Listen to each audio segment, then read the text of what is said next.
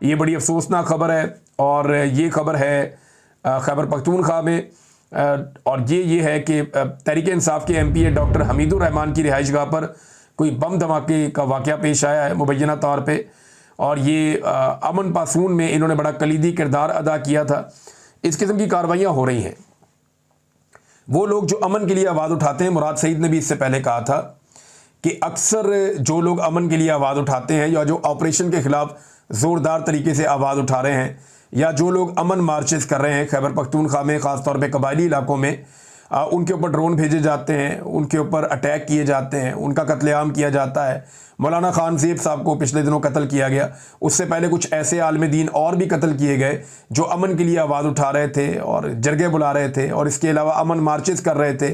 तो अब इस तरह के वाक़यात खैबर पख्तूनख्वा में जो अमन के लिए आवाज़ें उठती हैं उनको निशाना बनाना मामूल बनता चला जा रहा है।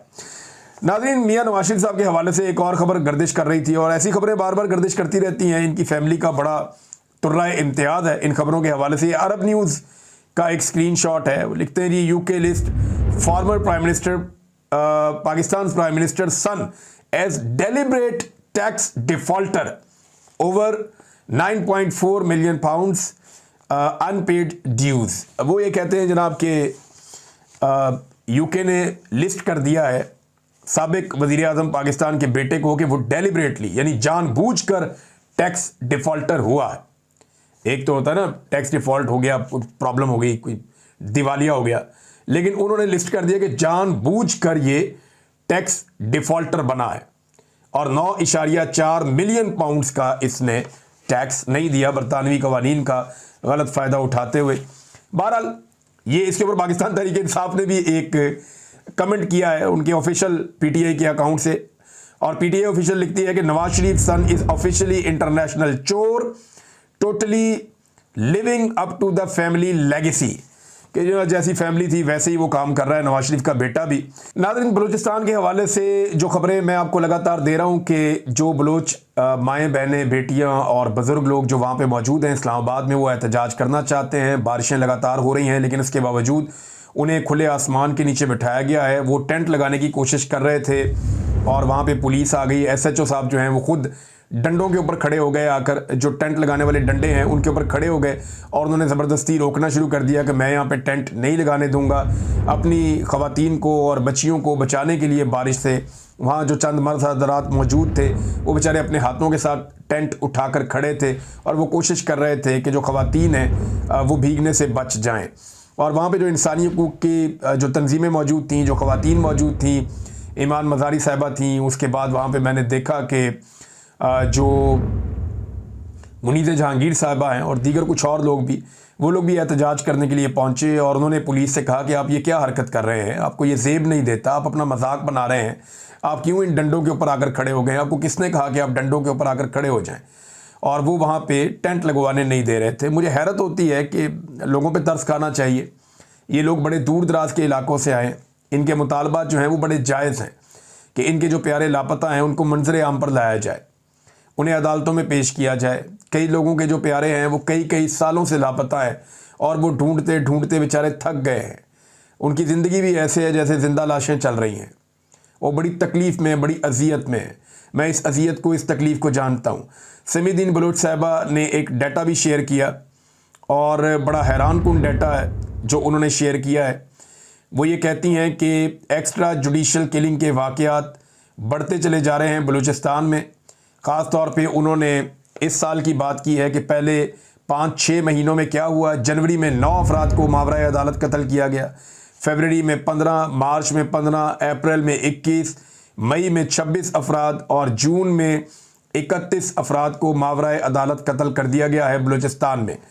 और अब तक की जो इतलात है उनके मुताबिक पहले 6 महीनों में 117 अफराद को बलूचिस्तान जैसे सूबे में मावराए अदालत कत्ल कर दिया गया है। और साथ ही उन्होंने ये कहा कि at least 10 minors and 1 women were among the 117 extra judicially killed individuals in the first half of the 2025।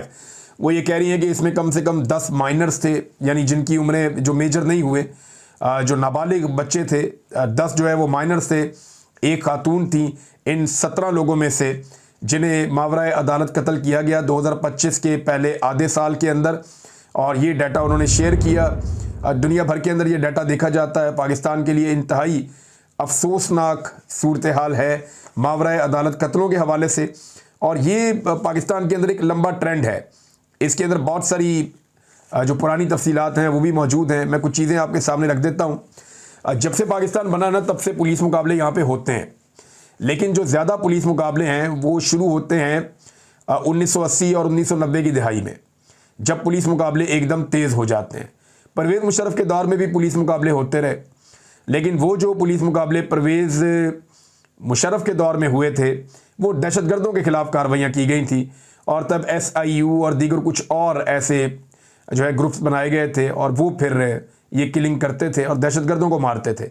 लेकिन मावराए अदालत कत्ल जो है वो पाकिस्तान में बड़े लंबे अरसे से जारी हैं। इनका जो अरूज है 1990 की दिहाई में था, जब नून लीग की हुकूमत आई पंजाब में, तो उस वक्त शहबाज शरीफ साहब इस हवाले से बड़े बदनाम हुए। उनके ऊपर बहुत सारी स्टोरीज भी छपी। यहाँ पे बहुत सारे ऐसे पुलिस वाले थे जो सिंध में और पंजाब के अंदर पुलिस मुकाबले करते थे, जिनमें आबिद बॉक्सर का एक नाम है। कराची में एक बहुत बड़ा नाम था चौधरी असलम, इन्होंने बड़े पुलिस मुकाबले किए हैं। आबिद बॉक्सर और चौधरी असलम और इन जैसे लोग जो हैं ये इनकाउंटर स्पेशलिस्ट समझे जाते थे। आबिद बॉक्सर साहब ने बहुत सारे इंकशाफात भी किए। बाद में चौधरी असलम जो है उनका कत्ल हो गया। आबिद बॉक्सर पर कई मरतबा कातलाना हमले हुए। आबिद बॉक्सर जो है वो पाकिस्तान से बाहर भी बहुत अरसा रहे। उन्होंने शहबाज शरीफ के बारे में बहुत सारी बातें खुलकर बताई भी। ज़ीशान काज़मी कराची में इनकाउंटर्स के लिए बहुत मशहूर थे। 2024 में इनकी हलाकत हुई और एक बहुत बड़ा तनाज़ा भी पैदा हुआ था। कुछ और भी इनकाउंटर स्पेशलिस्ट थे कराची में, जिनमें से अभी एक DIG रिटायर हुआ है, जिसको आसिफ अली जरदारी कहते थे कि ये अच्छा बच्चा है। तो वो जो अच्छा बच्चा है उसने भी बहुत तबाही फिरी है माजी में। अब इसमें जो पंजाब के अंदर और भी बड़े मशहूर लोग थे, राना फारूक, तारक कंबो, नवीद सईद और उमर विर्क, इनका भी नाम था पुलिस मुकाबलों के हवाले से। ये इनकाउंटर स्क्वाड बनाए गए थे, ये लोग उनका हिस्सा थे और ये पुलिस मुकाबले करते रहे।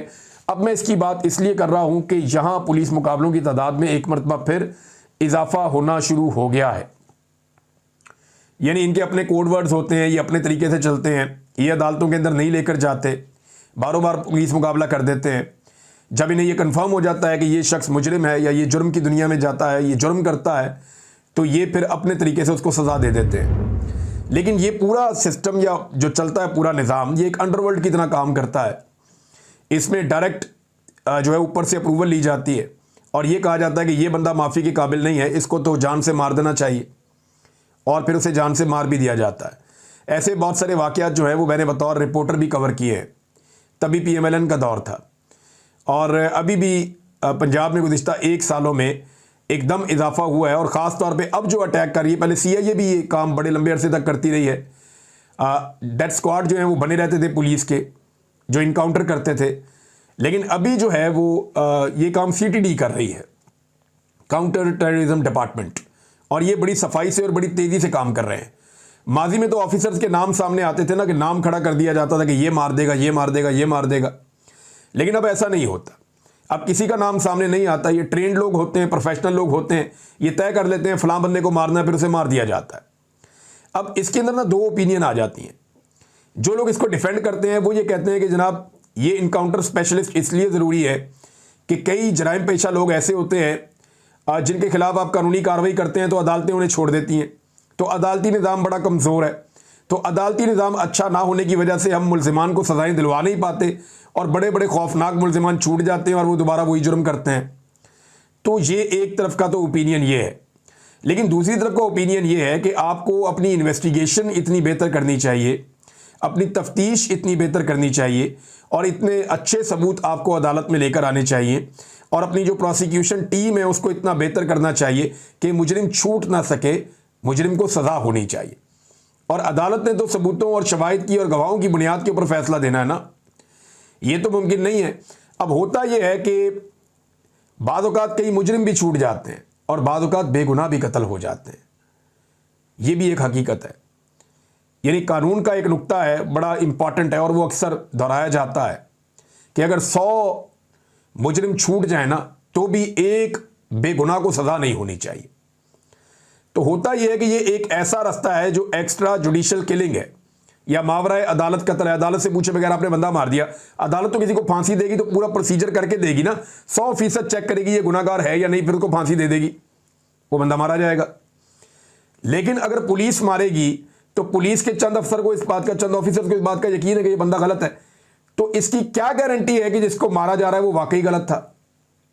क्योंकि पुलिस इस काम के लिए ट्रेंड नहीं है जिस काम के लिए जज ट्रेंड है कि उसने फैसला करना है।